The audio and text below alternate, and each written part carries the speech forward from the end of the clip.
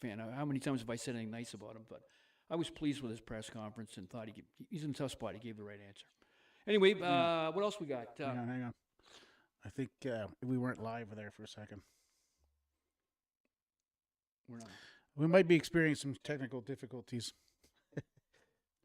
We're waiting for the. Here we go.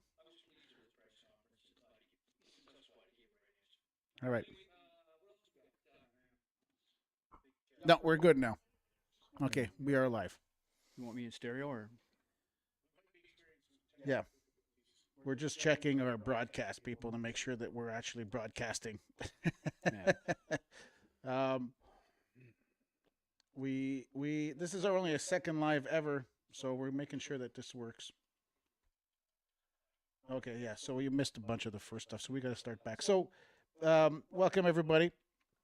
Sorry, we're experiencing technical difficulties. My name is Marc, and this is RJ, and this is Blue and Blur, and we are doing our live podcast. Now, this is only the second time we do it live, so we got glitches. We're going to talk about news of the week, and we're going to talk about our predictions for the Stanley Cup Playoffs. But we're first going to start with news. We're going to start over again? So you have to start over again. I hope I can repeat it the way I said it last time. It sounded good last time, yeah. Well, news. I thought the biggest news. I even saw it like NBC Sports and places like that never talk about hockey. Rich Eisen had a whole thing on it. Rick Bowness, if you haven't seen it, Google that to see his end of the year speech was phenomenal.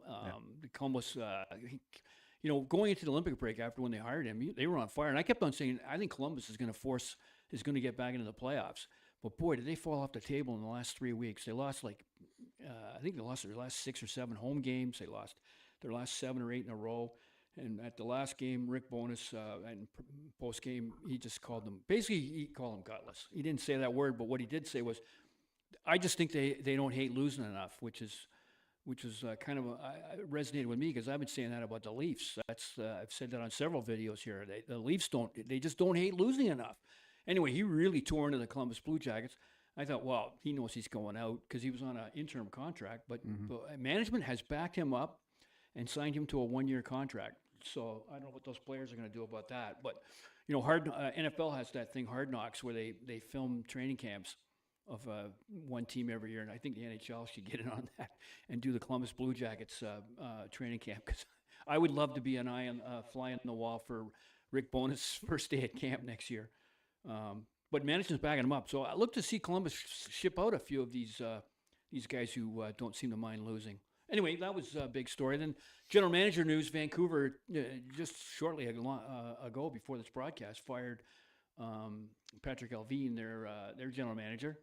And kind of expected. The team's at an all-time low, and things have not been going well from their dressing room on. So...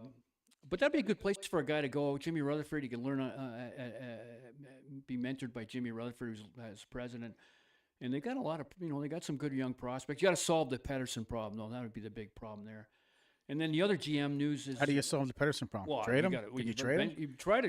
Actually, you got to eat the money. You got to eat, not only eat the money, but eat the fact that you're not going to fetch a lot for him. No. He's got his reputation's in tatters. Speaking of a guy who doesn't hate.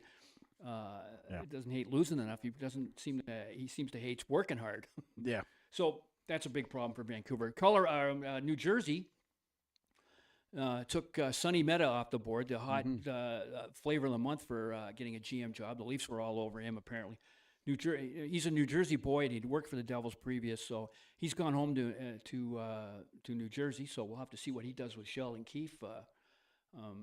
And I think he made the right decision if he had an opportunity to do a Leaf job. The New Jersey job with Jack Hughes, younger and more vibrant than I think, and then possibly Quinn Hughes might want to join his brother.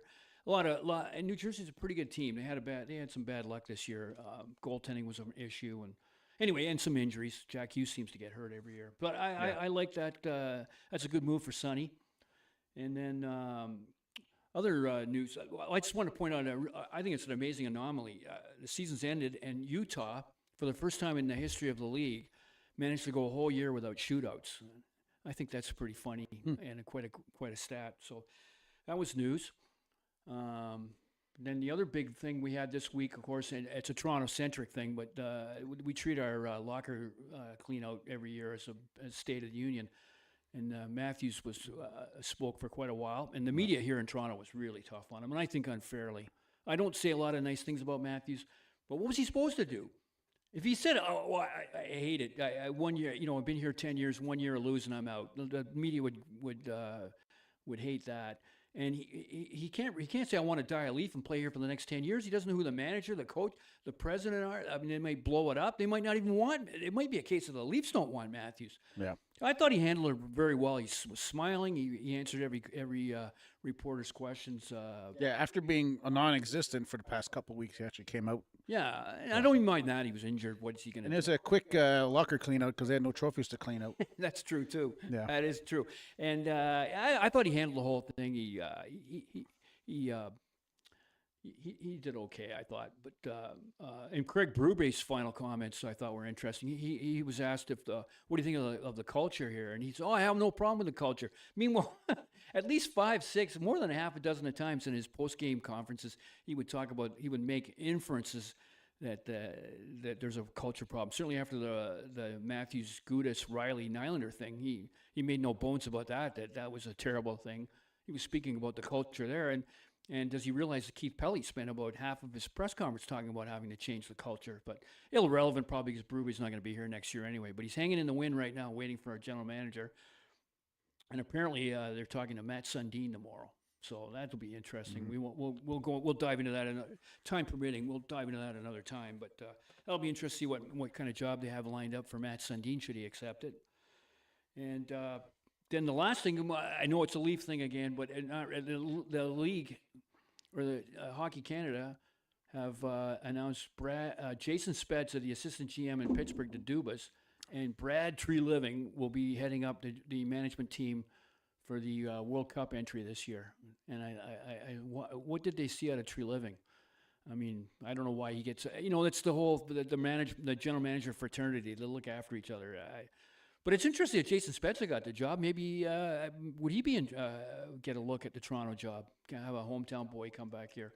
Anyway, that was Treliving. I thought that was funny that Treliving gets picked up yet again, and I can't imagine if a team would, after he's blown up 2 teams, if there's an NHL team that's going to give him another shot. What else we got? You had some news on Carey Price, I think. Yeah, so Carey Price is officially retired with no contract after the Sharks played their last game just last night, I believe. Yeah, it was last night against Winnipeg. So happy retirement, Carey. Now it's official. It's not just you're in an injured list anymore or the long-term injured list. You're officially retired. Congratulations. Thanks for the memories. It's too bad that you never got to win a cup. You came close in 21. And that's about as close as you got. But, he had a couple of Final Fours too. So yeah. You got to. That was on his back too that he did that. So yeah. Well, the only reason we made it. He to won the gold medal. He won. Yeah. He won 2. Well, he had great accomplishments. I'm just talking about the Stanley Cup, the thing that they all chase for, right? Oh, for sure. It's like he's in that argument that started the whole thing for us a long time. Who's the best goalie to never win a cup? Yeah, who's we're the best player that never won a cup, or the best goalie? He might have been the best goalie ever. We argued about whether he was the best goalie to ever not win a cup. There's a few other candidates. We won't go down there again, but Carey Price, great hockey player, and certainly one day he'll be in our. We have a. For those who are just listening today, Hockey Legends we're doing every week. We do either a Leaf or a Montreal player. I'm pretty sure Carey Price will be one of them. He'll be goes without saying. It goes without saying. So okay, staying on the Sharks. The Sharks, one player just set a record for the highest. He passed Joe Thornton on the highest points of Celebrini. Celebrini got 115 points. So congratulations for him. The amazing thing about that too is I don't know if it's the biggest spread ever, but I think the second roster player on San Jose in points was only like 49. Like he had like over 50 or 60 more points than the second place. He's the whole team there. And what an incredible season and a great future that guy has. That's his second year, right? He was a rookie last year. No, he was rookie of the year last year. So that's his second year, and no doubt the Sharks have a very favorable history ahead of them. Yeah. Oh, and then retirement watch. We got Kopitar, of course, announced his retirement. He did the whole tour thing and everything else. Now the biggest one is questionable right now is Alex Ovechkin. So in recent interviews, He was asked, what he wants to hear from his coach or from his management in the offseason, and he said he wants to hear 2 more years. So, but he says he'll make a decision this summer. It depends. Well, there's a lot of moving parts there because Yeah. what kind of contract, what kind of money? Because he's still a shooter. He can go Yeah. out and do the power play, but he's for the amount of money they presently pay him, he's kind of a liability, and that money would be better spent elsewhere. I know that sounds funny, but Well, I think you mentioned it. He's getting pretty He's not moving around as much as he used to, and hitting or anything. Yeah. And so you want him on the ice at that kind of money, just play power plays and a couple of spot shifts in the offensive zone. Yeah, it's still taking a line in the I don't know, spot in the roster. The general manager in Washington probably going, I want that cap space. Please go to the KHL. Yeah, I need the cap space. I need the bench space too, right? I mean, if you could get somebody in the draft, that's a hot shot. And, I still think he might end up in the KHL before he's done. I think. Yeah, well, you mentioned that in one of the videos. I think he'd like that to play in front of his hometown, his home country crowd. Does he own a team? No, I don't think he owns. He doesn't own a right? team, but he goes home every summer. He's still very. He's not he hasn't transplanted here, and just he goes home every summer. So I'm thinking Yager. Yager owns a team and played on his team. Yager owns a team. Yeah. And, I think Kovalchuk owns a team. That'd be a good idea for Ovechkin. Like, he's got enough money. Buy yourself a KHL team, and if you want to play on it, play on it. If not, manage it. Yeah. Anything else for news? You got anything else for news in the NHL? Well, just the trophies. McDavid lines up the scoring championship. It's his 6th and his 15th overall award. Gretzky has the record for the most awards, 31. But McDavid's on his way with 6. Yep. 6 Art Rosses, and he may add a Hart Trophy before this, or a Conn Smythe. Yet this year, and Nathan McKinnon won with the Rocket. Yeah. By was it 2 points? Yeah, 2 goals. I mean, he led from pillar to post. He led the whole year. So pretty much, I don't know when pretty much from October on, I think he was always in the lead in that. Yep. I was hoping my little guy would get it. I was hoping that they tried. Like if you watched that last game that they played, they were just feeding Caulfield like just nonstop, just try to get him to score. And I think they knew that. I don't think they cared if they were going to win that game or not, but they didn't play like they wanted to win it. They looked to me like they played it more like they wanted Caulfield to get his 53 goals or a hat trick anyway. Yeah. For him to get the the biggest news I think in the NHL right now for making the playoffs is the Buffalo Sabres ending the 14-year drought to make this. Like, so I know people in Buffalo are excited. Oh, no doubt. And I said this on an earlier video about who would have took this bet that could the Buffalo Sabres win a Stanley Cup before Josh Allen and the Buffalo Bills even get to a Super Bowl? I mean, 5 years ago or even 2 years ago, you wouldn't take that bet. But now, I mean, the Sabres have a shot. And what a great story. An interesting stat about Buffalo and interesting in the playoffs. Buffalo, Boston, Philadelphia, and Pittsburgh.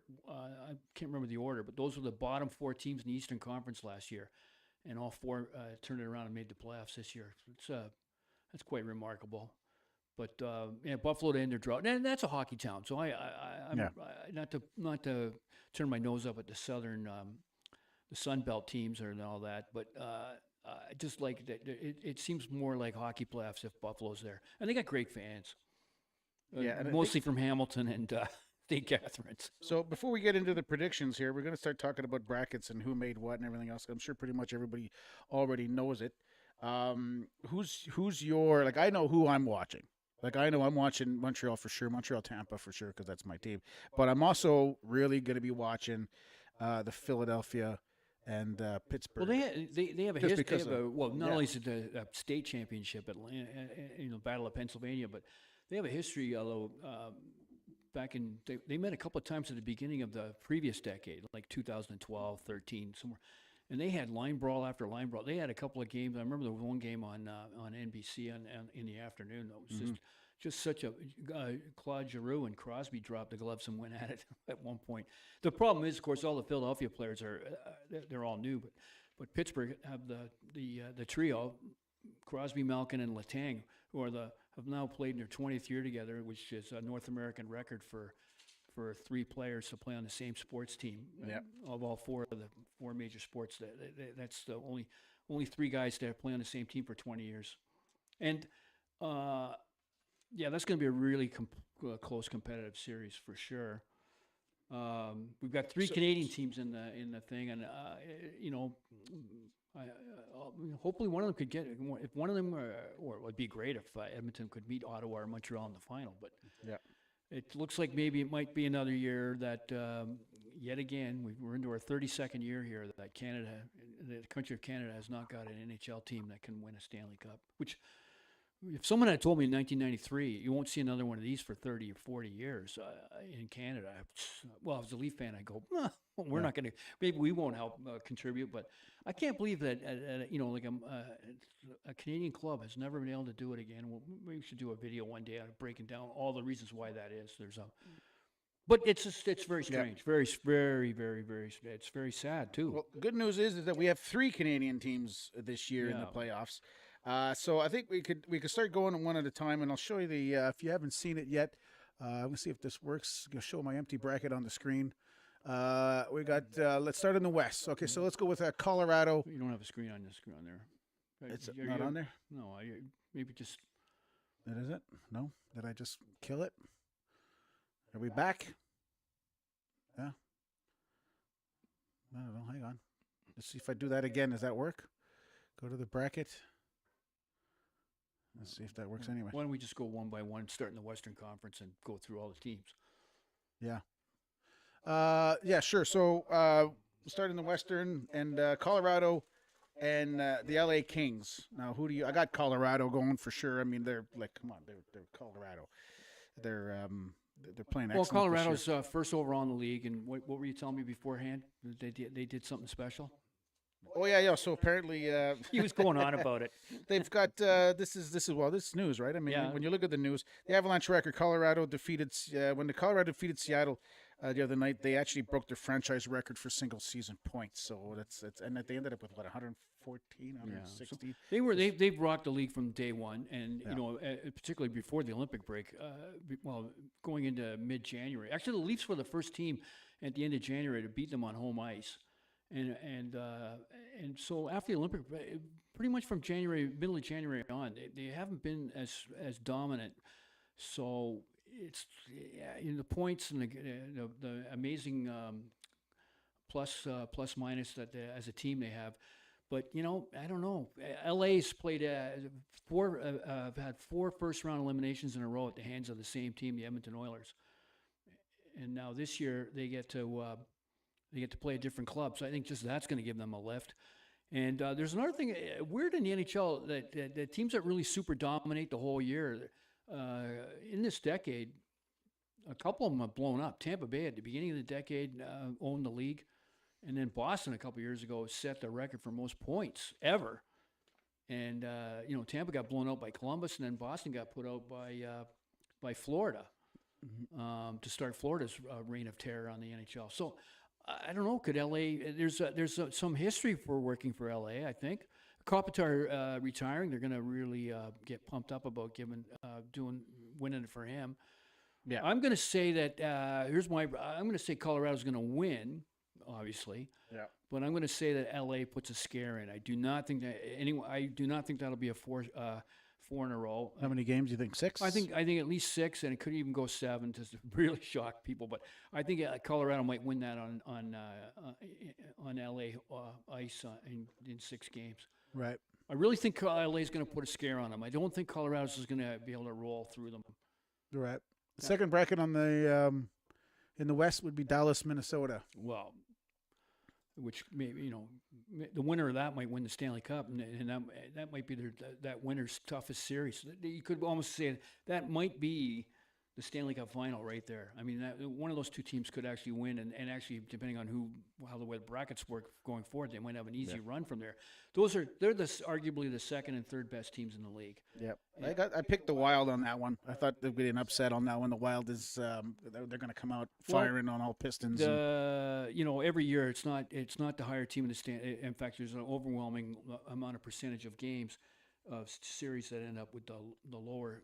It's been a history in the NHL of upsets in the first round. Well, this wouldn't really be an upset technically, but Dallas has the home ice advantage. I think Quinn Hughes. Now the other thing that's interesting about that series is both teams, their best defensemen, Mikko Heiskanen on Dallas and Quinn Hughes on Minnesota, are both hurting and, Both and hurt, listed yeah. as day to day. So that's a soft then. But I think Quinn Hughes is on a real mission this year to everyone's still going. Cale Makar is the best defenseman in the world or the league, and a lot of people are saying, maybe Quinn Hughes is, and I think Quinn Hughes is taking note of that. And he wants to. I think Minnesota might win that series. Are you going with Minnesota? That's your pick? I gotta pick. I gotta start picking somebody lower. So I'm gonna go. But I'm gonna say that series is gonna go 7 games. 7 games.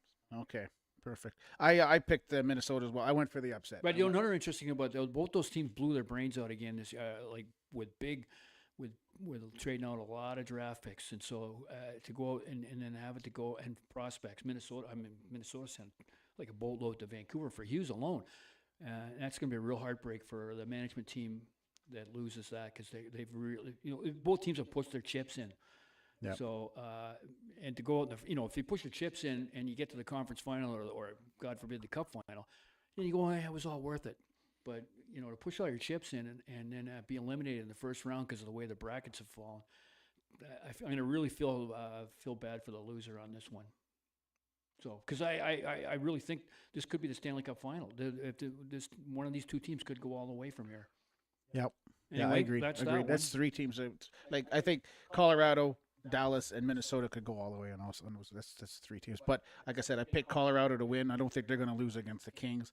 But the 2, Dallas and Minnesota, I went for Dallas is the favorite, but I went with Minnesota. So the next one would be Vegas and Utah. I got Utah. I got Vegas winning that one. I don't think. I think this is a really close call. That Utah team. They've played really good, and they've had an awesome year. They're a really good offensive team. They have a lot of good. You look at their metrics on goal scoring and whatnot. Vegas has righted the ship by getting rid of, firing Bruce Cassidy, and John Tortorella's come in and calmed everything down, and he's got them really playing well. They finished really strong. And the second thing, it always comes back: show me a good coach, I'll show you a good goalie. Vegas, much like we'll talk on the East, there's a team in the East that has the same problem. Ottawa, no goaltending. Vegas has had horrible goaltending. They couldn't get a goaltender to get a save percentage above 9 all year long. And Carter Hart, who they signed in the offseason as bringing in a guy off of his legal problems, they got him for a song, and it didn't pay off because he got hurt. But he has played. He's finally got it going after the Olympic break. They got him in there, and right now he's cemented himself as their number 1 goalie. He's playing really well, and that changes the dynamic. So it's hard to evaluate Vegas. It really is, because if Carter Hart or if Aiden Hill had found his game again as the original starter there, Vegas would be a lot higher in the standings. But so who you got? You got Vegas or Mammoth? Well, I gotta say, Clayton Keller and the gang in Utah, and Utah's they're going to be really excited playing for the first time first time the Utah franchise in the playoffs as the Utah team anyway. Yep. I'm going to go with Vegas. Tortorella. It'd be interesting. I'm going to stall for a bit longer here. We got time. Mitch Marner. I'm going to be all eyes in Toronto are going to be on how Mitch Marner plays in these playoffs. Yeah. We'll see if he only gets. Particularly, I want to see how he plays in games 5, 6, and 7. And to answer it, I think this series is going to go a full 7. Vegas in 7? I'm going to go with Vegas in 7. I'm going to go with Utah. I'll take Utah. The heck with it. You took Utah? I'll take Utah. I took Vegas. I took Vegas in 7. I'll just take Utah to be different. Okay, so you take Utah? I'll take Carter Hart. That's a tough one. Okay. I'll go Utah in 7? I'm going to take Utah in 7. Okay, let's go Utah in 7. So the last one in the West is Edmonton and Anaheim, of course. So that's our first Canadian team right now. Who do you got going through? Well, Anaheim's had a great year. I mean, talk yet again another club like Buffalo. Great turnaround. Anaheim hasn't been in the playoffs for many years. Mm-hmm. They signed Joel Quenneville last to come in, just showing what a great coach he is. And Pat Verbeek, the general manager, and his team have really put together a lot of good young players. Carter Gauthier and Brent Seneca. Yeah. So it's a really good, exciting team. I'm thinking we'll talk about Edmonton at great length before we finish off this one. But to just give my prediction right off the bat, I think Anaheim's had a great year, and they should celebrate that. I don't think they'll. I think they're inexperienced. Edmonton's gone to 2 finals in a row. Yeah. So, and Anaheim's just a bunch of. I mean, they got Joel Quenneville to show them the ropes, but I'm going to say Edmonton's going to win that in 6. Say 6, Edmonton. I'm writing these down just because we won't forget. I'm going to go Edmonton in 6, and anyway, back to with Edmonton, I think Draisaitl's still hurting. I'm not sure. I don't know if he's listed to play in the first game. Yep. He's going to come back though. Hyman's also been hurt, and he's coming back. But they won't be. Neither one will be when they do come back. Will be 100% obviously. But McDavid's on a mission. Yeah, their record this year is 2-1. So the Edmonton's won 2. They've faced 3 times. Edmonton's won 2. McDavid is going to is on a mission, and is you could see the last 3 weeks, and that's why he ended up getting that scoring championship over Kucherov and McKinnon and company. I think that he's going to carry that team as far as he can, and but the one thing Anaheim can look for is if the Edmonton goalies, whichever they are, they'll probably start Jerry, I guess. But there is Edmonton might not be able to outscore their poor goal play. Look for a lot of high score. Anaheim's got a pretty good offense too. So I'm looking for a lot of 6-4, 5-4, a lot of 6-5 hockey games there. I think that's going to be a shootout, and I think Edmonton's I think they're happy to not have to play LA a 5th time in a row, because if they were playing LA a 5th time in a row, I would just say, just from the law of average, it's pretty hard to. How are you going to win a 5th time? You think it's going to be? So I think Anaheim or I think Oilers really dodged a bullet by not having to play the Kings for the 5th year in a row. Think it's going to be a dirty series with Gudas playing? You think he's? Well, no, Gudas is out. Is he out? He is. I'm not sure, but if he's out for the whole series, but I think he's hurt. He's still hurt. I don't remember that. Oh, okay. I don't know if he's not. I think he's day to day. So I shouldn't have said he's out. Yeah. He's not out. But he's just they call him the butcher because he's just a stick man and a knee man. He's not really a fighter. I think that I think all these series will have a lot of contentious activity take place. Yeah, a lot on the line. So for me, I'm just going by my human nature. If I was a hockey player in the NHL, you play 82 games all year. You train for this, and 82 games in a year. I think there's more. There's more on. That's why this first round is always. It's not just exciting because there's 8 series and there's 4 every night, and you can watch from 3:00 in the afternoon until midnight on weekends. Or later, I guess, with overtime and whatnot. It is the intensity that is shown. The first round to me is the whole thing, because if you get blown out in the first round, oh my God! But once you get to the second round, your shoulders drop a little bit. You go, wow, I got to that point now, and I have something to show for the whole season. Like I was talking about Dallas and Minnesota, they traded away picks and prospects, and one of those poor bastards is going to have nothing to show for it. Not a thing. No victory. They're just going to be, he lost the first round. So the pressure's on immensely here, and so all these series will be big fights. You think they clean house if Oilers can't get through the first round? Oh no.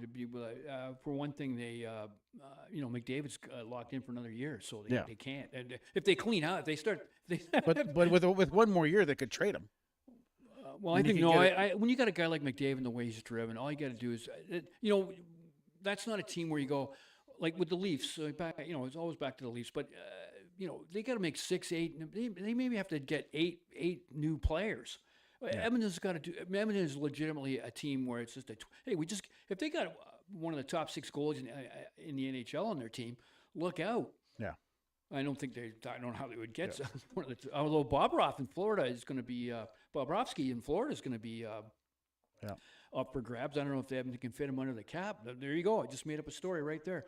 No, they're not. No, they'll go full tilt again next year to try to keep McDavid. If they don't, I mean, the minute they start stripping it down, then the first piece they should send out the door is McDavid. I think the big thing is how they do this playoff series. Like if they go all the way again, then there's no reason to get rid of anybody. No, I'm telling you right now, I've answered your question. No way. If they go in the first round of Anaheim, they're not going to tear it down.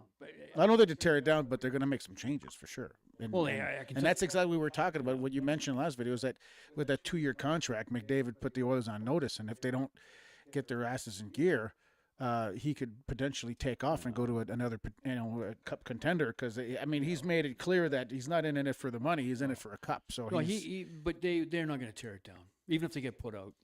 They're because they're getting put out. Anaheim's a good hockey team with good young players and a great coach.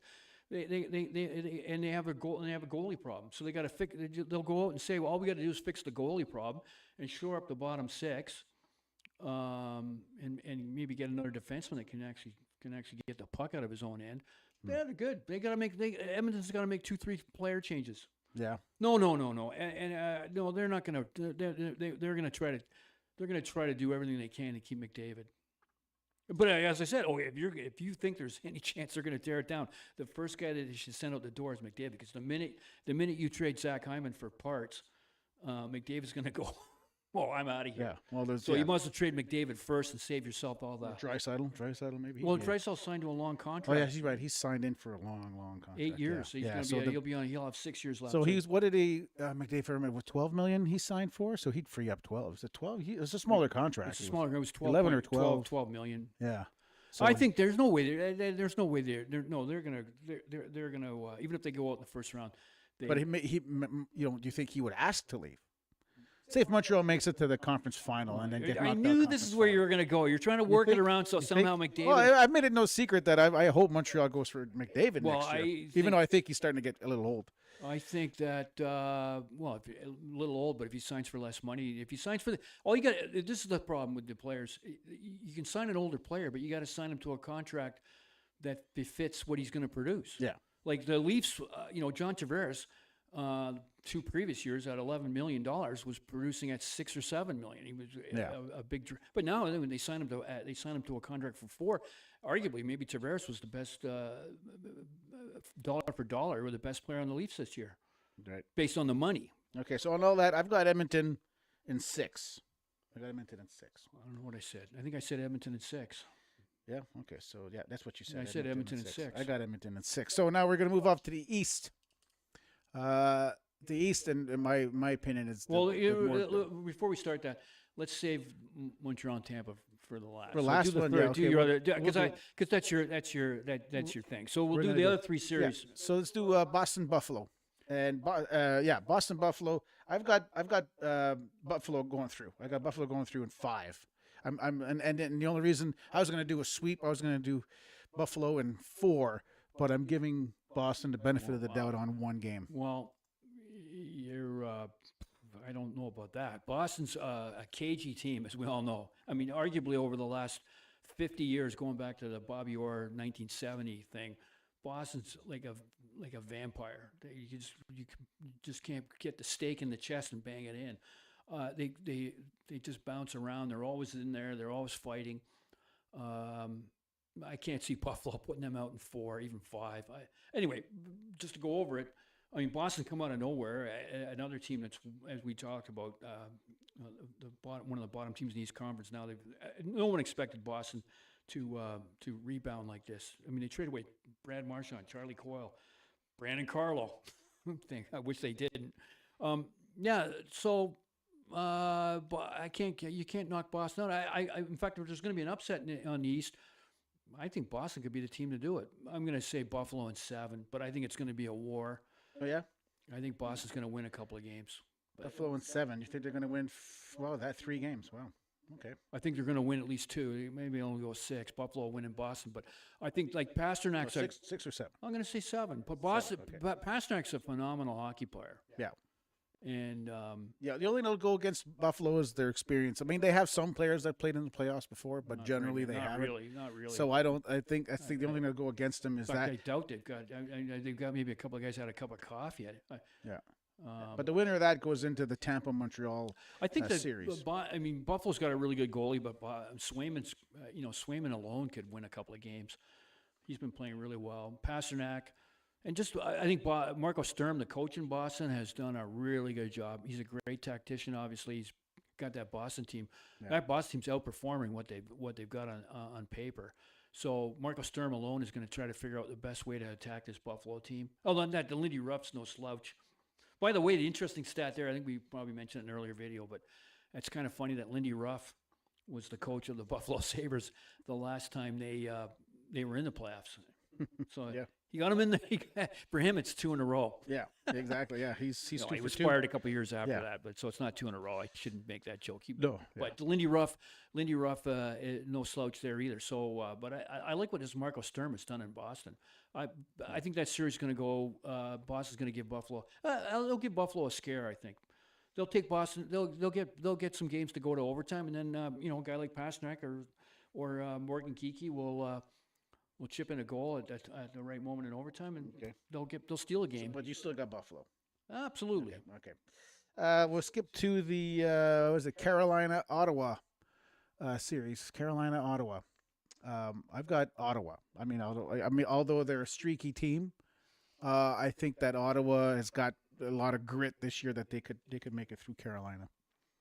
Well, Ottawa was pretty crappy all year, and they just put a great charge on in March, and the goaltending had turned around a little bit.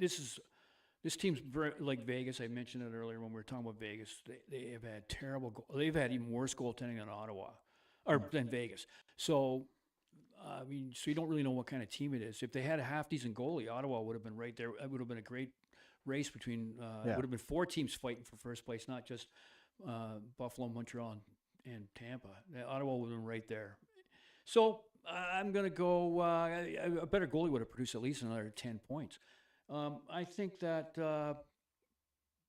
but the problem is, let's talk about Carolina. They have good goaltending too. They have a really good young goalie, and they also have fixed some of their. They've been in the play. They're probably the most successful team over the last 5-6 years in terms of regular season wins, and they've also been to a couple of Final Fours. They've always. I don't think they've ever been put out in the first round in this whole era. Rob Brindamore's a great coach. And they have a weapon on defense that's an underrated guy, Josh Slavin. Might be, the Quinn Hughes and the Cale McCarrs get all the credit because they get the points. But pound for pound, 5-on-5, Josh Slavin is as good a defenseman as there is in the NHL. And so he's going to play 27, 28, push him to 30. So half the game is going to be tough for Ottawa with that guy on the ice.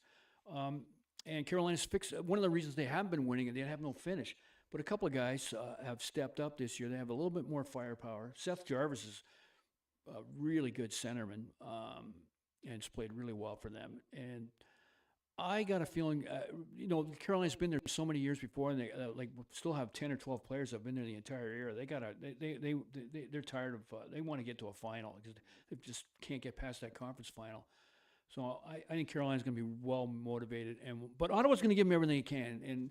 But I say at some point the goaltending has been a problem for Ottawa and will continue to be a problem. And at some point in the series, I don't think Allmark's going to hold it together the entire series. They'll lose a couple of sloppy games. Carolina. So I'm going to go Carolina in 6. Carolina in 6. Okay, I got Ottawa. In 6. Yeah, just because I think the goaltending for both teams is going to be an issue. But I just like when Ottawa gets streaky and they get on a roll, then they're going to win. But if right away they start losing, I don't think they're going to be able to bring it back. But they're one of those streaky teams that they're either doing. Well, they got good young players. I mean, Ottawa's a great hockey team, and look out next year. They fix if they can get a goaltender. As I said, they would be battling with Buffalo and Tampa for that first place. They'd have Montreal's spot.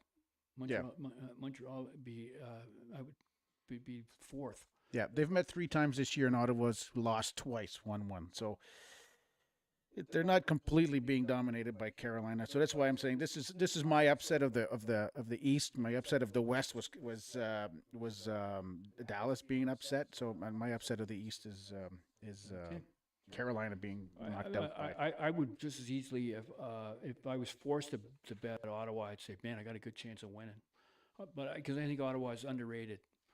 And they got a couple of guys on there that don't that use Rick bonuses where we started to hate losing. Brady Tachuk hates losing for sure. So I'm going to go with Carolina. I'm going to stick with Carolina. Rob Brindamore, that team needs to. They're really hungry to try to get to that next level that they haven't been able to get to. So and once they get past this Ottawa series, look out, they might start rolling. Yeah. Second to last, Pittsburgh Phillies. So this is the other series we talked about in the beginning that I want to watch. This is going to be I think it's going to be a really good matchup. It's going to be probably the second most viewed series in the East right now, only because it's the Battle of Philadelphia, and I've got Philadelphia making it through, and I've got to make them through in 7 games. I see this going all the way. Well, And only because only because Philadelphia played Montreal in the last game of the year, and I know Montreal didn't maybe not have played their hardest down there because they were trying to get Caulfield those goals, but Philadelphia sat. I think they sat 9 players. I think they sat some, and they just brought up a bunch of the AHLers, and they played excellent. So I mean, if their depth plays that good, I think they could pull out a pretty good series. well, Philadelphia from January on had the second most points to Buffalo. I think Philadelphia's in March and going down the stretch after the deadline. Philadelphia was clearly one of the top 3 teams in the league and dominating. But they weren't. The funny thing was they were getting really great goaltending. They were winning a lot of 2-1, 3-2 games. They would still have a bit of a goal scoring. Little problem in the engine room for the goal scoring. And going back to Pittsburgh, Crosby, I mean, this might be the last kick of the can.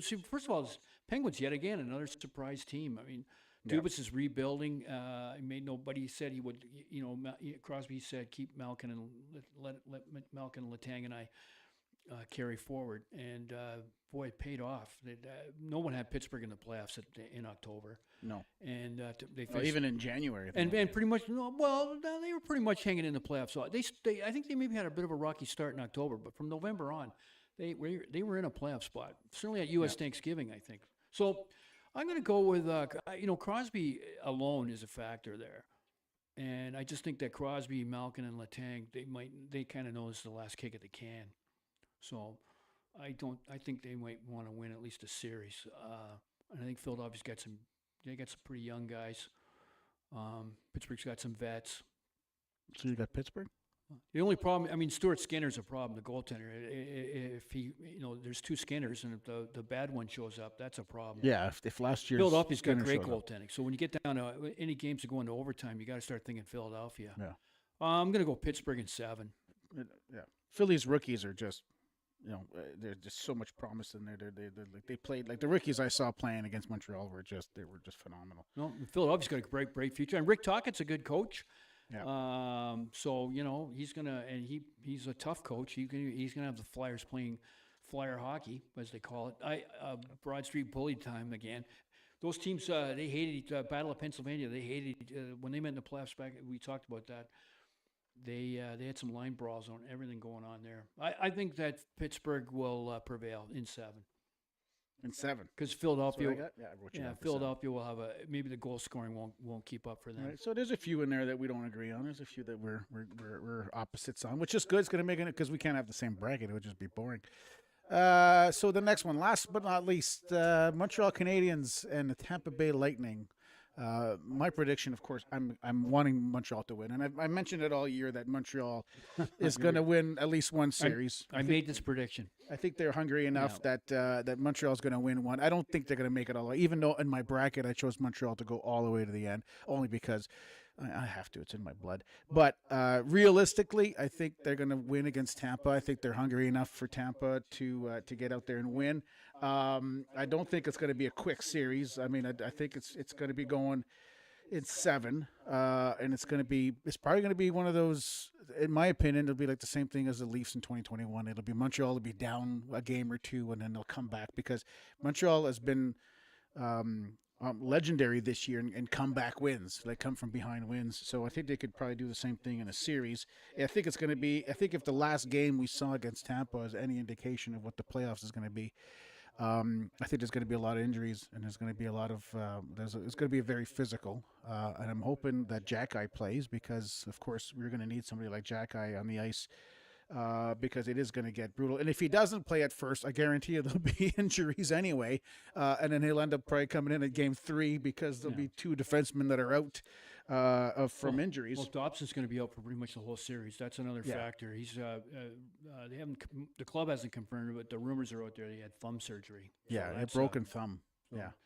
So that's a big problem for Montreal. I was watching a podcast this morning on I think it was the Chris Nyland one, NHL In and Out, something like that. And they were mentioning both Rick Green and Chris Nyland were both saying like broken thumb. I was like, back in my day, you would play with a broken thumb in the playoffs. It's not something that you'd be out for Like 3 days. the kind of hockey that Rick Green and Chris Nyland play, they could play with a broken thumb because they're just. Yeah. But Dobson's their power play quarterback, Yeah. along with Hudson. So he's quite a shooter. He's got the most block shots on the team. I don't know if you know the league, but he's definitely going to be missed in the first round, especially against somebody like Tampa. Montreal's won the series against Tampa, two games, 1 loss, 1 tie. So I mean, we've been playing really good against Tampa, and I'm not afraid about not getting the home ice advantage because we all year we've played better on the road than we have at home. So for me, like I said, it ain't going to be a quick series. I think it's going to be a series in 7. I think Montreal takes it, and only because at Montreal. It's a grudge series from 2021, and Montreal has enough players on the team right now that have played in that series. I think there was like 6 of them, right? So there's like Evans, Caulfield, Suzuki, Gallagher, Anderson, and there's one more I'm missing. But anyway, so these guys remember that series. I think it was that, if I remember correctly, that's the first year Caulfield came in. I think he came in with like maybe 6 games left in the year. In they played him in the first game, and then the coach benched him. Yeah, because well, I think he was That's benching why him to save his life. They benched him. Yeah. Anyway, boy, his stock's risen from there on. Yeah, So, well, the thing about Tampa, I mean, maybe the best coach in the league, John Cooper. That's a factor. Yeah. One of the best goalies, obviously, if not. Well, yeah. When he wants to play the best goal. He's had up and downs this year, but he seems to be pretty hot. Yeah. And the overwhelming big factor is Kucherov. Kucherov is the closest thing to we have is a Gretzky. I mean, he doesn't flash around. Gretzky wasn't much of a skating around flash guy either. Kucherov just plays chess while the other guys are playing checkers.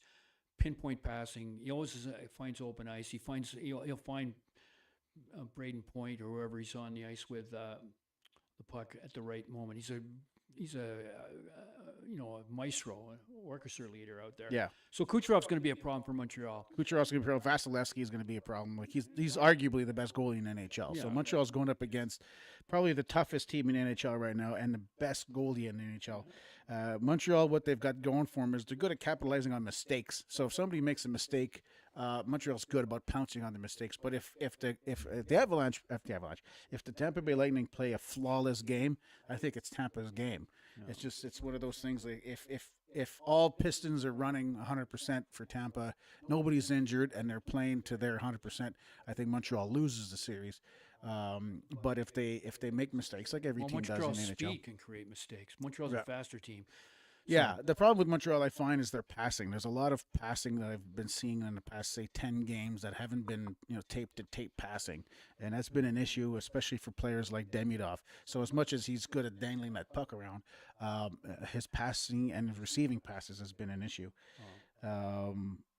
We're going up against the best goalie with 2 rookie goalies who right now are playing over 900 but have 0 playoff experience. I think Dobej might have played, 6 games? No, not 6 games. What did he play last year? I think a couple of games. I think they mentioned something on TV. I don't remember exactly the number. He played last year. But he does have a little bit of playoff experience. Played last year. Yeah, but did he play all 6 games? No, against Washington? Yeah. No. He played. In fact, no. They brought him in towards the end of the series. Mm-hmm. In fact, I don't. Matter of fact, if I remember, Montembeault got pushed into the crossbar, and Dobich had to come in. He had to finish the series because Montembeault got hurt. Yeah, that's what happened. Game 4, because it was I remember it was in Montreal. So Dobich might have played. I don't know. Anyway, he played a few playoff games.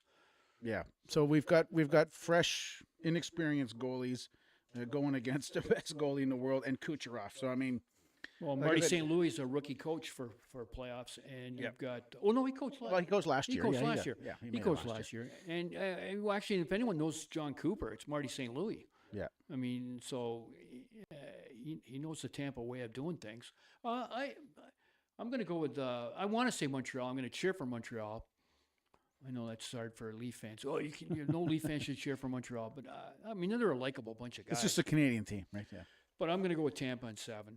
You're going to go Tampa in 7. All right, let's put that one in. Because I think if Montreal's going to win this series, I think that series is going to go 7, and Tampa's not losing on home ice in Game 7.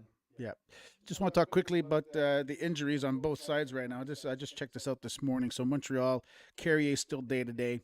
Dobson is out for still another 2 weeks, they say, with the broken thumb.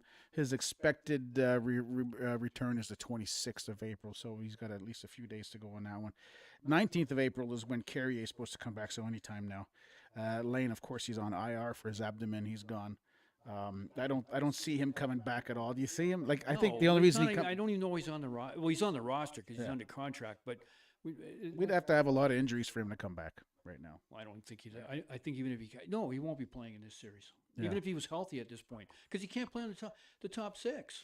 I don't know where Demidov's gonna. I'd like to see. I'm gonna be interested to watch how Demidov plays in this series, because I see a guy that's not built for the heavy going. I think I disagree. I think he does. Well, I'm not saying he'll never be built for the heavy going. He's still only he's only 20. I think he might find it the ice is a little different. The room on the ice is a little different in the playoffs. I'm not trying to cut him up. I'm just I've compared him to Marner. We know how Marner struggles when the playoffs come. Yeah, I just think which is exactly why Montreal was all in on trying to get Kadri, because they don't want Demidov as a second line center. No, I don't think they have that is a pro. And John Cooper is going to probably isolate that, and put pressure on Jake Allen and Philip Deneau as the 3-4 centers. They might have to come up and play a little bit of line 2 hockey. I just don't know where Demidov could be a negative rather than a positive. Yeah, I don't think so. I disagree. I think he'll be. I think he'll probably come out with some game-changing plays or goals. Well, he might. He might. I'm just saying. I'm not against him. I'm not an anti-Demidov guy. Just I'm looking at where's the. I mean, why was Montreal? And then why was Montreal all in on and desperate? They were really trying to get Kadri. Well, it's because they want to get rid of Newhook. Well, they got him for the wing now. Newhook. They got him playing center. We'll see. Yeah. So anyway, Lightning's injuries. And Newhook's the same problem. He's small too. Yeah, he's a small, but he's a stocky guy. I think Demidov, like I said, he needs to put. Last video, I think we said this. He needs to put on 20 pounds before next year. Well, to be a little bit heavier. He'll grow into it. What's his face? The other guy, your Sletskovsky guy. Yeah. He looked like a giraffe. Out there. Yeah. Now he's built up some muscle. Now he's a power forward. Well, we could say the same about Caulfield, because when Caulfield, I look back at videos, and I did this yesterday, the day before. I was looking at Caulfield in 2021 when he came in. He looked like a little kid. He was shaped like very tiny, and now if you look at him, if you look at him in the dressing room locker, he's actually he's got shoulders. He's put on some muscles, and his legs have built up. So I think they got him training in the gym to put on some weight to go from 165 pounds to 185 pounds. Lightning injury. So they got TSN this morning has all these listed as day to day. So Moser, Johansson, Holmberg, McDonough, Getzel, and Braden Point. They all got him a day-to-day, which means they're probably going to play. That's to me, if you day-to-day, that means they're probably going to play. They're probably not going to sit on the bench. Maybe a couple will, but to me, I'm not. They don't. The injuries on the Lightning, there's nothing going LTIR, or there's nothing like that. And then there's new rules now, of course, right? Because you can't stack your team in the playoffs like they used to. From your long-term injury list, or there's a couple Stanley Cups basically have been won on that. Vegas and Florida have won cups. Tampa Bay, and Tampa Bay. Yeah, actually Tampa Bay more than Florida. Yeah, Florida did it, but not like Tampa Bay and Vegas made a hit. That was they took advantage of those rules. Yeah, and Kucherov doesn't play all year. I think Florida was planning on it. I don't know how healthy Barkov is now, but Barkov didn't play all year. Okay. I would be if Florida had somehow made the playoffs. I think maybe Barkov would have showed up under the old rules. I think you'd see Barkov playing. Florida had that, but of course the rules changed, so that was so they just told Barkov to stay out for the rest of the year. I think Montreal's going to. I'd love to see Montreal win. As far as the Canadian teams go, I don't. I mean, I'd have to give it to Edmonton as the best shot to try to get through. The best shot. Okay, so let's go break it down real quick. Without because we've already talked about the teams. Let's just talk about the games. Colorado, Minnesota. Who takes that? What games? This series 2, second round. Oh my God. Colorado, Minnesota. Like I said, you don't have to break. We already broke down the teams. We just now it's just your picks. Because people are watching, they want to know what RJ's picks are because they're going to base their NHL brackets on it. Colorado. You're going to go Colorado? All right, Colorado for that one. We're not going to do how many games. Utah and Edmonton. Edmonton. Buffalo, Tampa. No, sorry. Yeah, Buffalo, Tampa, because you chose Tampa. Buffalo, Tampa. Who takes that one? Tampa. And Carolina, Pennsylvania. Carolina. All right, so now we're going right back to the West again. Colorado, Edmonton. Colorado. Colorado takes that.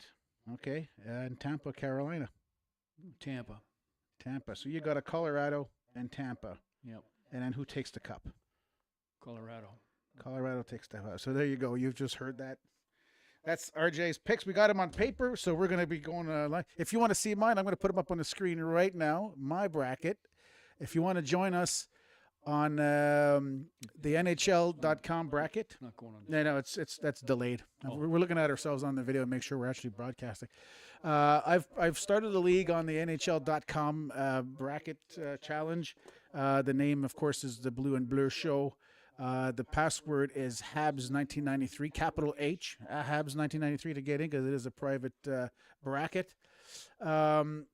And so if you want to get in there, make your own bracket, get into our league, you got to search for us and add yourselves to our bracket. This is my bracket right there. So, of course, you're going to see that I've got Colorado and Minnesota. I got Colorado winning that. I've got Vegas and Edmonton, and I got Vegas winning that one. I don't think Edmonton's it's not their year. So I've got Colorado going to the finals. And in the East, I got Buffalo beating Boston. I got Montreal beating Tampa, and then I got Montreal beating Buffalo only because we've got a great record against Buffalo this year. I mean, I've saw it firsthand in Buffalo. And then I've got Ottawa beating Carolina, so I've got Ottawa playing Philadelphia, who beat Pittsburgh, and then so I've got Ottawa beating Philadelphia, and then I've got an all-Canadian Eastern Conference matchup between Ottawa and Montreal. And I got, of course, I have to do it, even though I don't believe Montreal's going to get past Buffalo. Technically, I do. I'm hoping. This is like my brain is saying yes. We played better than them all year, but I don't think. I'm sticking to my guns that it's not our year. We're still 2 years away from the cup because there's still some key pieces that you need to get past Series 2 and 3. And we're still missing those pieces. But you never know, and I mentioned it in other videos, I believe we've got a better team now than we did in 2021. And so I think the only thing we don't have is the goaltending. Like if we had Carey Price, I mean, we would go all the way. But I believe the team can do it if they get on a streak, and they can make it to the finals. And, of course, I got Montreal winning the cup. So that's the long shot. And you know what's funny? I forgot to print it out. The bracket off. I forgot to print it out. So I took my NHL bracket the way it is, and I threw it on ChatGPT, and I said, "Hey, ChatGPT, what are the odds that my bracket comes true?" What And did they say? they said extremely low, extremely low. Well, we've got too many. Every year there's upsets. I've got Colorado and Tampa too, like a number 1 seed against a number 2 seed. Yeah. No, Tampa's not. No, they're like a number 3 seed, like in the East. So, the NHL playoffs are unlike any other. That's quite a quest. Yeah, well, you did mention, and this is something you could talk about right now. You did mention, and I'm showing it on the screen right now again, how I've got Philadelphia and Ottawa playing in the second round, and you had something to say about 2 wildcard teams like that playing in the second round. Well, yeah, the Ottawa's lucky. I mean, they finished in the last wild card, and there's 2. They get to play Carolina. Yeah. And then so in fact the way the NHL does it, they're in the Metropolitan because Colorado's a metropolitan team. So Ottawa is going to get to play the winner of Pittsburgh Philadelphia, and instead of playing either Buffalo or Tampa, which would say let's say Buffalo beats Boston and Tampa beats Montreal, and Carolina's out. Buffalo would be number 1 seed, Tampa would be number 2 seed. So Ottawa would have to play Buffalo. But no, so Ottawa's really done themselves a good trick to not win as many games as Boston and make sure they got the 8 seed, because it's a lot. I never realized that. I never thought of it as we were checking out the standings all year. Yeah. But Ottawa's got to wait. I mean, if they can get by Carolina, which is going to be real, because I think Carolina, I could easily have gone with Carolina over Tampa, but I didn't want to just go with 2 number 1s in the final. I think Carolina's poised to really go on a run this year. So if they get by Carolina, and then they just got to play Pittsburgh or Philadelphia, and those 2 teams are going to beat each other up. And Philadelphia, they're on, I don't know. I just think Ottawa will smoke one of those 2 teams, and then they're in the conference final. Yeah. Like this, back to the Leafs again. The Leafs, everyone's hard on them, and deservedly so. But boy, playing in the Eastern Conference, you always have to play these hard teams. Where if the Leafs were over in the Metropolitan, they would have got to they would have got to 2 or 3 Final Fours. I think they would. Yeah, they would have made the wild card on. I think was it the Pacific. Which one's the well, that's a whole nother story. Yeah, but yeah. Well, I get that the NHL can't go with a 32 team thing and then go the top 16 teams. Yeah. First of all, in the playoffs, it'd be grueling. With what if number 1 is a New York team and number 16 in the playoffs is LA. And New York and LA got to play a 7-game series flying back across the country in the first round. I mean it. And then they don't, an unbalanced schedule. I wish though the Eastern Conference or the Western Conference they would in the second round they would go seeding. Because this doesn't seem right that Ottawa gets to play Philadelphia and Montreal has to, the other conference they have to play the top 2 teams, Tampa or Buffalo, whoever win. I get it. It is odd. See, the NFL, they play a smaller schedule and of course blah blah blah, but they have a thing where they play uneven because they can't play all 30 teams in a league, so they only play 18 games.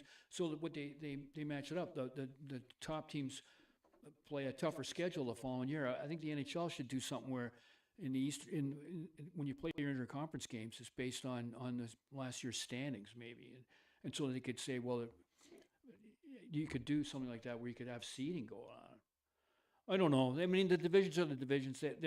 Gary Bettman loves it, and he doesn't mind Dallas and Minnesota knocking each other out in the first round. And he has the argument. He says, well, it's what makes the first round so much excitement. Yeah. I mean, if you did do a 1 through 16, one playing 16 and 2 playing 15, 3 playing 14 won't be all that. Won't be like we're all going. Evans is going to or Colorado's going to wipe out LA. So I don't know. There's good and bad. Everyone says, oh, there's a better way to do it, but tell me what it is. I don't know. Yeah. This is what we got. One thing I heard the other day is they're pushing for more playoff teams. A lot of general managers want more playoff teams. They want to have a play-in. Really? Wow. I'm dead. Well, basketball does it now, and so hockey, they want to make it 20 teams make the playoffs, and then 8, so 4, so it would be 12 in each division. 12, and so ranked 5 through 12. So 24, not 22. Yeah. Well, 5 would play 1 through 4 in each conference get a bye, and 5 through 12 play like a 3 or a 5 game series. And first of all, there's a lot of things I don't like about that. First of all, hockey, we see it all the time when teams sweep it. They sweep someone 4 straight, and then the other series is like goes 7, and then they're flat coming into the next round, and they get taken out by the team. Everyone thinks, well, the team who won 7 games is all beat up. No, they still got their legs, and the other team is rusty after sitting off for 8 or 9 days. Yeah. So the you play all year 82 games to finish in one of the top 4 spots. Then you get a week and a half off, and you come in and play the next round rusty. And one of these play-in teams beats you. That's number 1. Number 2, the season's already too long as it is. If they're going to do a play-in thing, they've already gone up to 84 games next year. You better go back to like 76 if you're going to do a play-in thing. Yeah, and add teams. And the other thing I like about it is look at we had really exciting races going into. I mean, I know of course if we had if it was 12 teams, and like the Leafs would have been playing meaningful games in Florida going into the 1st of April. So it's a 6 and 1/2 dozen the other in that regard. This is the format we got, folks. I would stick with it. That's what we got. And so What else you got? You got Well, we're just going to wrap it up. It's been over an hour now, so we might as well wrap this up. So, anyways, just to talk about the Habs series, the playoffs start on Saturday, but Montreal's playoffs start on Sunday. It looks like an early game, 5:45 game, and after that, every other day after that. I think it kicks off with on Saturday, Ottawa and Carolina at 3:00. I think. Yeah. So Saturday. all the action starts on Saturday. I'm looking forward to it, and what I like about the playoffs is that there's always some games going on. It's constant action. First round's fantastic because you got 3 or 4 games every night. Yeah, and then when you get down to the Stanley Cup Finals, it's really sucks because you got to wait days and days. Well, and it's all in the warm weather. It goes too long. It's like the third week of June. Yeah, and so for me, the first round of the NHL playoffs are as far as the NHL season goes, that's my NHL Christmas, because I love the first round. But after that, it becomes a bit of a chore. Yeah. And I don't have a horse in the race, obviously, after 10 years of Toronto being in there every year. So it's going to be different. I'm going to cheer hard for Montreal and Edmonton and Ottawa as a Canadian. Yeah. But not the same, obviously. So. But I'm used to that from the second round. Maybe that's another reason why I don't like the second round on. It gets boring because the Leafs are always out. They never make the second round, hardly ever. But they made it twice? Twice they did. Past 15 They years? did last year. They beat Ottawa in the first round.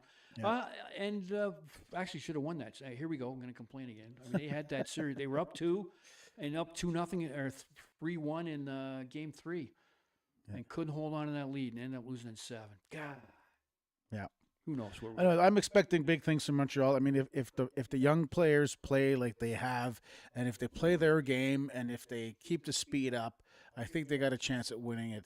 I think we have to expect more of the same from Caulfield, from the Big Four, right? From Big Five, actually. If you're looking at Hudson, Caulfield, Demidov, Suzuki, and Slavkovsky. So I mean, if those guys are on their top of their game, and if they get, like, say, a point a game each, I'm expecting big things from them.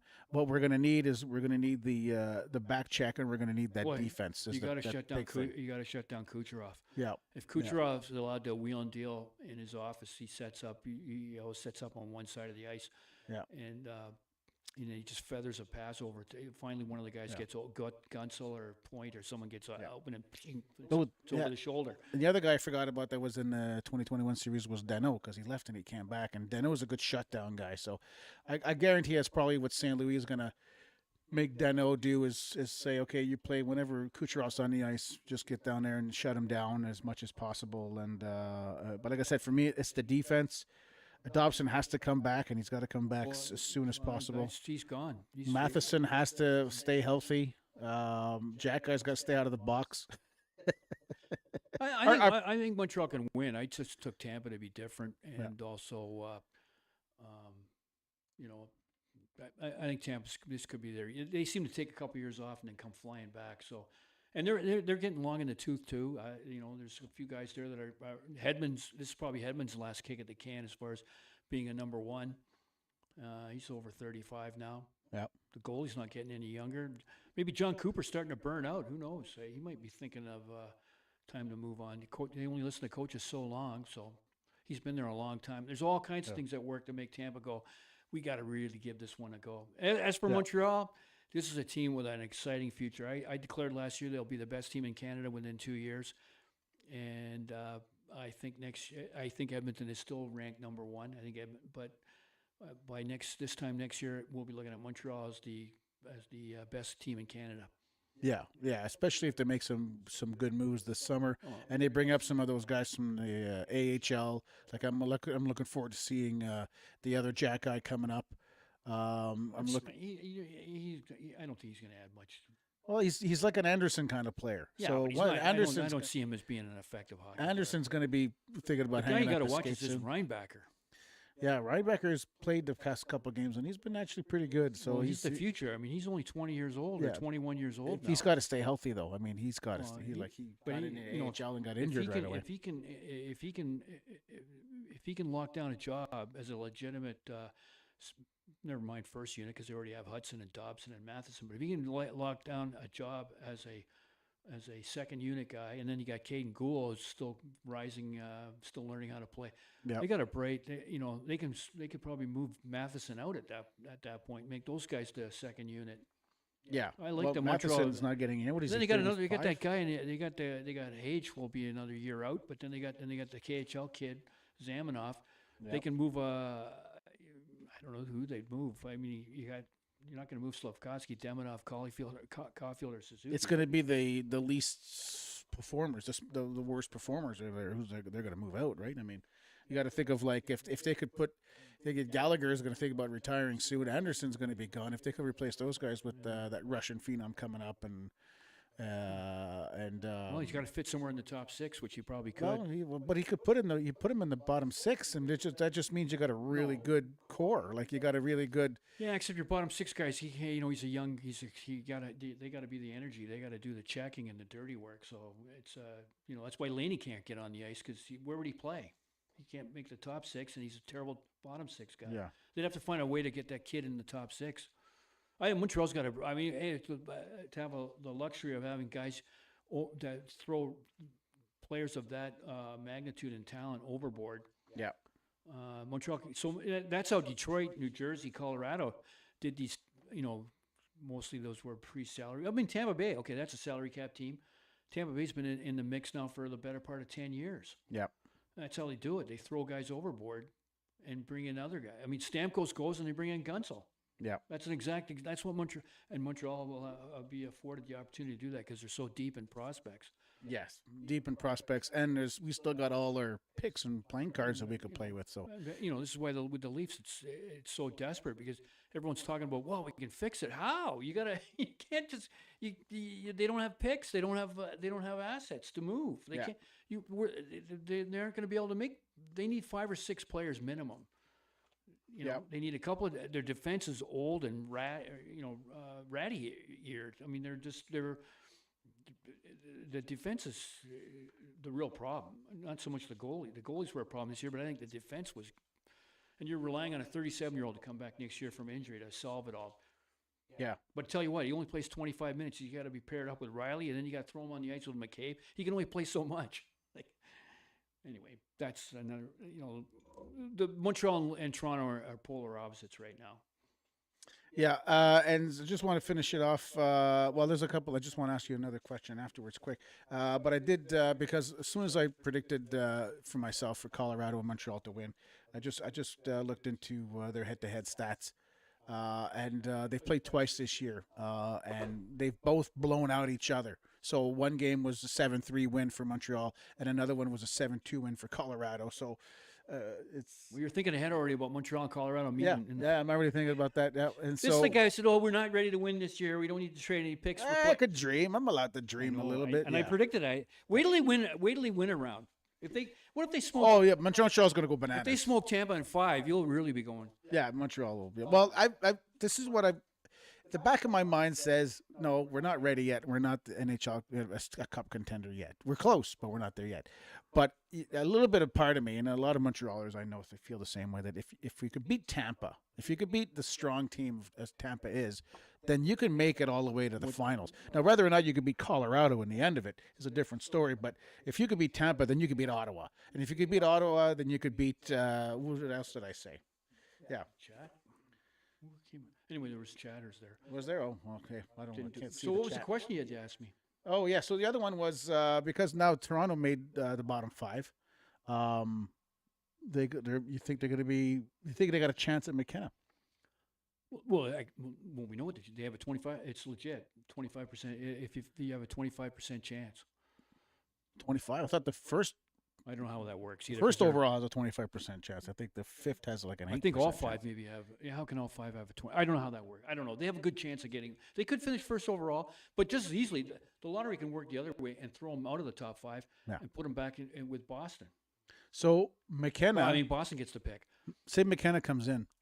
Well, is that a team changer?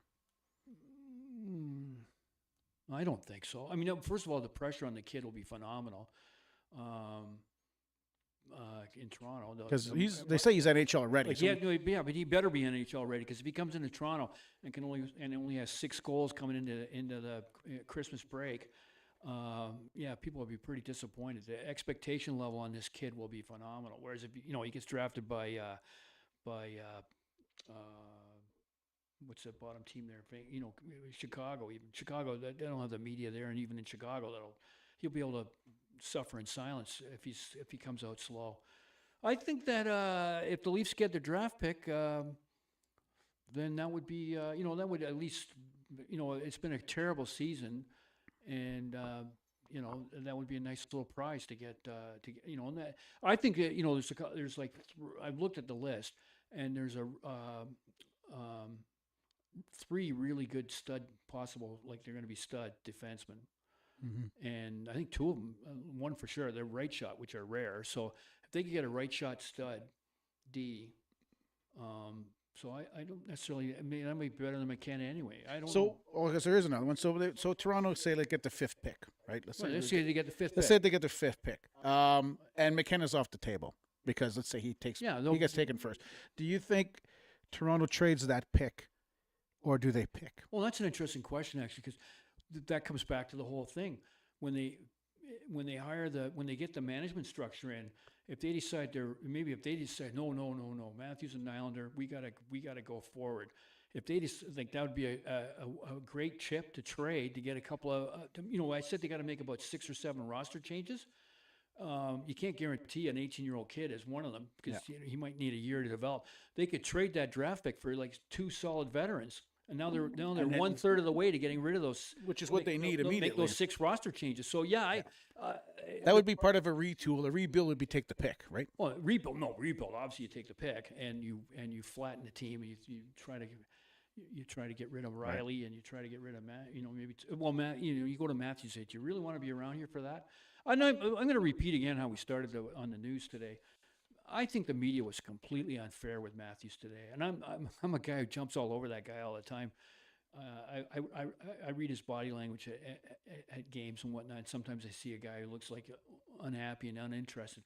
I thought he handled the media that he was respectful to Steve Simmons, who he has a feud with. He answered 2 of his questions properly. What's he going to say? He said exactly what I remember. We did a video, and I said, Matthews is going to come out and he's just going to go, well, I'm going to wait and see what happens. And I love being here. I love the city. And I'll see what happens. And he's not going to come in and say, "Oh, I hate it here, move me." No, and, I'm bitter and all that. No, he's going to. That was crazy, and he's also not going to commit to saying, "I want to die at Toronto Maple Leaf. I'll play here for the next. I will die here on a hill." Yeah. I mean, we'd all love it if he said that, but would we? I mean, he's making $14 million a year and playing like an $8 million player at times. But don't give me the crap about the face-off stats and the defense stats. Yeah. If you're making $14 million, you got to get 100 points, and you got to get 50 goals, and you got to make a winger get 80 points. He doesn't do any of that right now, so we'd be better off without him anyway. Yeah. I get worked up. See, when we were talking about you digressed into when we were talking about Ottawa, Carolina, I was Ottawa's got a chance, and now we're talking about Toronto. I'm yelling into the mic. I don't know. It's going to be a long summer. First of all, we got to get a management team in place. Matt Sundin's meeting with them tomorrow, so that'll be. I don't know what position he's getting, but. Yeah, I don't know where they're going to go. Keith Pelly scares the hell out of me, quite frankly. Darcy Barnes, 6970, a loyal customer and chatter. He's chatted many times. Lots of times. He says Habs will be in tough with Tampa. Tampa in 6 unless Dobez stands on his head or Fowler if need be. Agreed. If we don't get the goaltending, I like we're not going to win. I like Darcy's comments. Yeah. If we don't get the goaltending, that's a given. We're done for. I don't even think it'll be 6. If we don't get the goaltending, it'll be 5 or 4. But we need the goaltending. Well, no way it'll be 4. Dobez needs to do what he's been doing the past 2 months for us to be to win that series. But anyway, I think Montreal could. I think Montreal's speed could really throw Tampa off. Yeah. And Suzuki's a hell of a hockey player. We were talking about, Danault and Evans got to step up. Maybe just go mano a mano.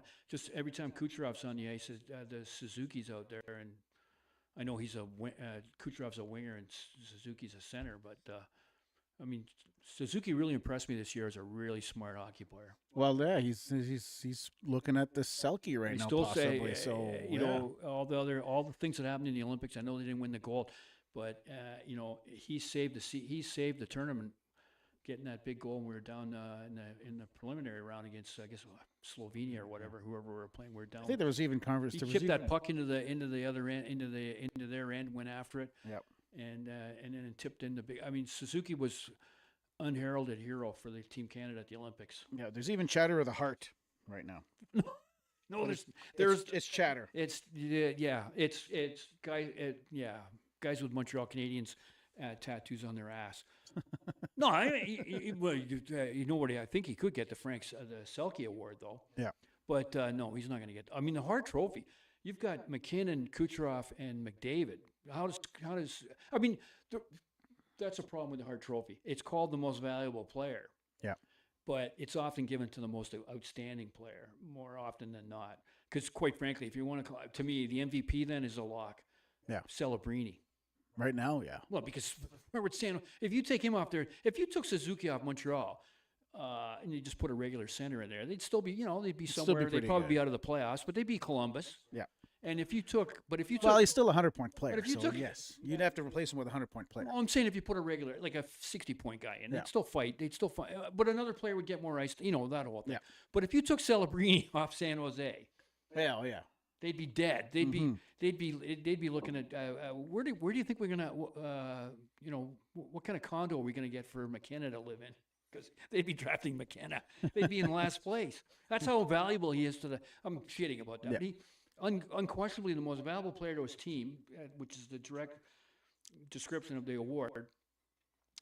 Celebrini and my guy Schaefer on Long Island would be getting some votes there too, and Suzuki to it. But Suzuki's got backups. He's got Caulfield. He's got Lane Hudson. Yeah, he's got lots. No, lots. Unquestionably, Celebrini should win the Hart. Actually, if you're going to go, if you're a lawyer and you say no, you gotta hold up the legal terms of that, how it's described in the original intention of when it was given to the league, then Macklin Celebrini is the Hart Trophy winner. But it comes into play with outstanding player and what your team did. Yeah. Exactly. Colorado finished first overall, so you have to factor that in. McKinnon made Colorado finish first overall, so I would give it to McKinnon, quite frankly. All right. Well, on that note, it's been an hour and 25 minutes. If you stuck around all this time, thank you very much for sticking around. I just put up the Habs and Lightning schedule again up there on the screen. We're probably going to come back on Monday or Tuesday, make another video as well. And then we're thinking about making more of these lives. Let us know what you think about these lives. If you want to see them once a week on a regular basis, we could probably make that happen. I don't know if it has to be on Friday, though, because summer's coming and I like boating. So let us know in the comments down below. Don't forget to like and subscribe, and we'll see you in the next video. And don't forget, if you didn't get it, take RJ's pics and screenshot mine. And don't forget to go to the NHL bracket and join the Blue and Blur bracket challenge out there. And we'll see you in our next video.